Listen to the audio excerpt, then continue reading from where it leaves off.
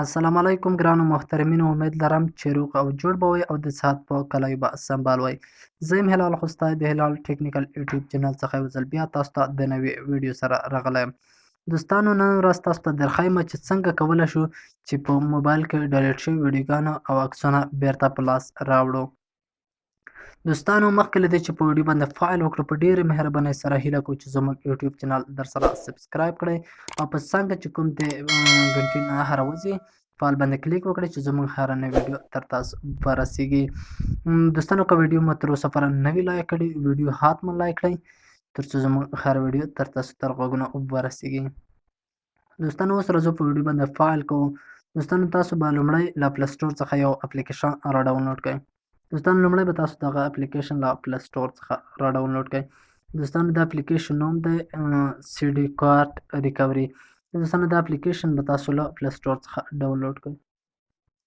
دوستانو، دا اپلیکیشن باندې اوس زه کلیک کوم. دوستانو، کله مو چې کلیک وکړو موږ ته به یوه صفحه راشي. دوستانو، اوس به تاسو دلته په سټارټ باندې کلیک وکړئ. دې سټارټ باندې به دوستانو تاسو کلیک وکړئ.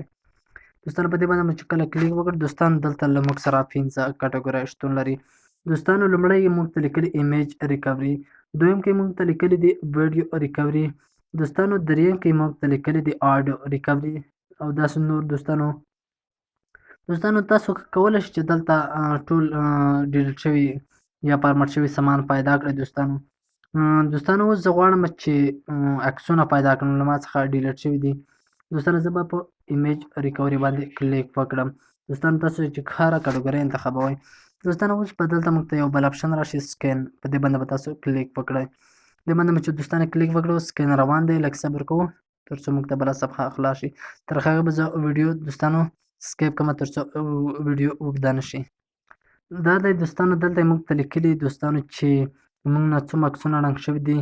17,098 عکسونه له موږ څخه ړنګ شوي دي دوستانو، یا ډیلیټ شوي دي. دوستانو، د دغه عکسونو د پیدا کولو لپاره به تاسو په شو باندې کلیک وکړئ. په دې شو باندې به تاسو کلیک وکړئ. دوستانو، په دې باندې مو چې کلیک وکړ، ټول عکسونه موږ ته دلته پیدا شو. دوستانو، اوس تاسو غواړئ دوستانو چې هر عکسونه چې تاسو څخه غواړئ بیرته موبایل ته ګالرۍ ته داخل کړئ، نو تاسو په عکسونه باندې کلیک وکړئ. دوستانو، زه غواړم چې دا عکسونه بیرته ګالرۍ ته انتقال کړم. خو دوستانو، مخکې له دې چې دا عکسونه ګالرۍ ته انتقال کړم، زه تاسو ته یو ځل زما خپله کومه ګالري چې درښیم چې موږ سره کوم عکسونه شته او کوم عکسونه نشته. دوستانو، تاسو زما ګالري وینئ چې دلته له موږ سره دا عکسونه نشته.